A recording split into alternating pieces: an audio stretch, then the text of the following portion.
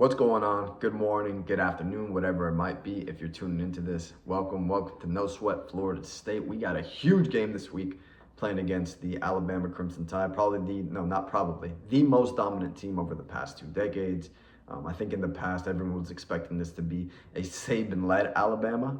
And we don't have that reality anymore, but it is still a very, very good team, regardless of, the expectations that they didn't live up to last year. We didn't live up to our expectations either. So there's two teams that are going to be meeting up in Tallahassee looking to bounce back from, at least from a Florida State perspective, what we saw as the most pathetic season we've ever seen in Alabama, from the perspective of, hey, we probably should have made the playoffs, had a run and competing for a national championship, and we couldn't meet those expectations. So let's get into a preview of the game for this week. Listen, at the end of the day, it's very black and white, right? Alabama is bringing back a roster that is filled with productivity. They have two great coordinators on that team. On paper, this looks like a top 5 team in the country. Florida State, from the other hand, they're bringing in 2 new coordinators, and there's a lot of uncertainty on their roster. So if you have to weigh things one way, the Alabama, this is the scale. Alabama is heavily weighing. They are Florida State. And I guess this looks a little bit off here with my hands. But, when you put something on the scale and it's heavier, yeah, Alabama's going down, but opposite. That's a good thing for Alabama. Anyways, Alabama looks like the clear favorite in this game. They should be the clear favorite in this game. But does that mean that that's how the game's going to turn out? I'm not necessarily sure. So let's get into it. What are the strengths that Alabama brings to the table? Their wide receiver room is going to be incredible. Their offensive line is going to be strong. They're really both sides of the trenches. Offensive line is going to be strong. Their defensive line. But I really think the two places that stand out have a crazy DB room. Their wide receivers can really cause some pressure for the opposing DBs. And I think that's where their strength is going to be. But all over the field, they have a heck of a team. Defensive line, offensive line, linebackers, DB, wide receivers. Alabama has returning so much productivity that they really are just going to create issues all over the field. From a Florida State perspective, what do we bring back? We bring back a lot of questions, uncertainty, right? We look at a guy like Thomas Castellanos. He was an electric runner in 2023, passed a little bit better in 2024. Is Gus Malzahn going to be able to combine both of those and bring the best out of him? We have a wide receiver room that's led by Deuce Robinson, who has a ton of upside, right? But how about the other positions? I think Squirrel White had a good 23, a little bit slower 24. We have a freshman that's starting. We have a brand new offensive line. How are they going to gel together? There's a lot more uncertainty from a Florida State perspective. The way I always view these things is, you are what you are. What it says on paper is probably how it's going to go. I've made predictions in the past, and that's usually how it's gone, right? So on paper, I see Alabama. I'm like, yeah, this isn't going to be close. But usually what happens is when there's a team filled with uncertainty, there's also a staff in place that is filled with uncertainty. In the case of Florida State this year, we went out and got 2 coordinators who have a proven past at the highest levels.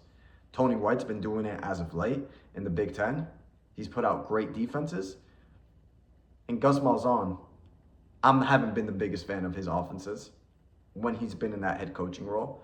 I think that things start to dwindle in Auburn. That's why he's no longer there. I think when he got to UCF, he took over a great offense, and he didn't tank it, but it just was slightly above average as opposed to being elite to what they were.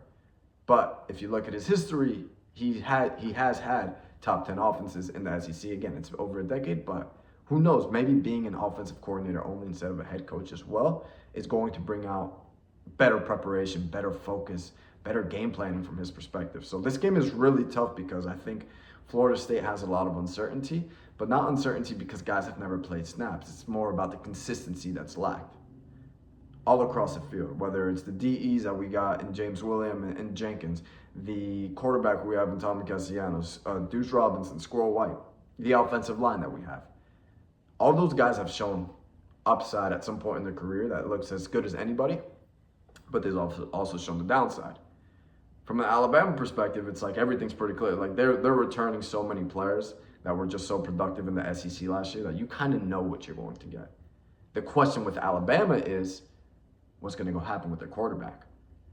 What's going to happen with that running back room? I know they have a few injuries to key starting positions. It sounds like a offensive lineman's going to be injured. Sounds like a starting defensive lineman is going to be injured. They have a brand new quarterback. How's he going to handle the hostile environment? So what do I think needs to happen from a Florida State perspective to go out and win this game? Florida State needs to commit to stopping the run, be able to be dominant in the trenches with their defensive line linebackers. Do whatever you need to do to just commit to stopping the run and put your DBs in a position against their wide receivers to make Ty Simpson go out and beat you.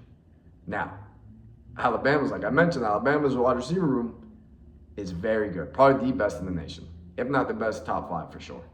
So it's like, can we trust our DBs to be put in a position to succeed?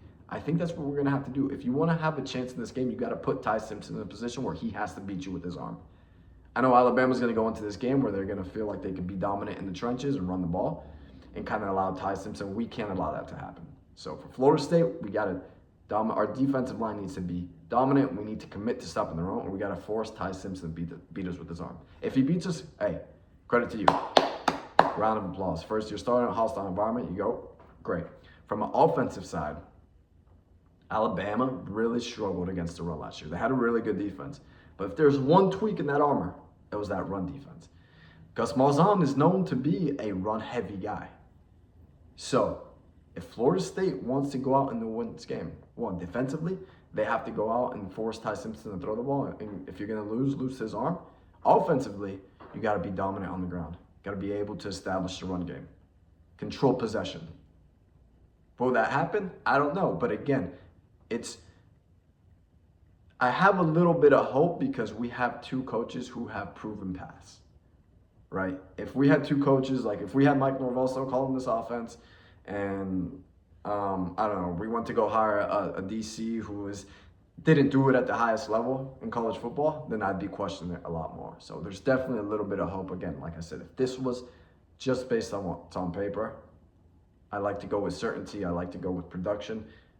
And like I said, the weight would lean Alabama's way, but don't sleep on Florida State and them possibly being able to go out and put a product out there that is much better than what people are expecting due to, what happened last year.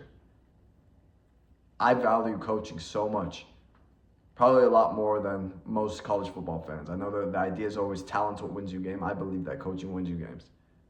I would rather take elite coaching with 3-star talent over 5-star talent all over the field with bad coaching.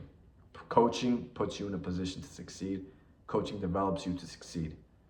And I think that Florida State might have a chance with the coaches they went out and got. So we'll see. Like I said, Florida State, we want to have a chance in this game, force Ty to throw it, and establish a run game. And will we be able to do that? Do we have the depth? I think that's another question. Do we have the depth? I don't know. But that's my preview for the game. I hope things go well. It's always, always, always go Noles. I'm hoping for a better 2025. And no matter what happens, we're always going to support our boys. And if you tuned in, I appreciate you. I'll be making a preview again next week for, I think we play Kent State. I don't even know if we need a preview, but I'll be doing a recap of this game, and then moving forward, I'll see what else I put up there. But again, I appreciate you. Thank you for tuning in.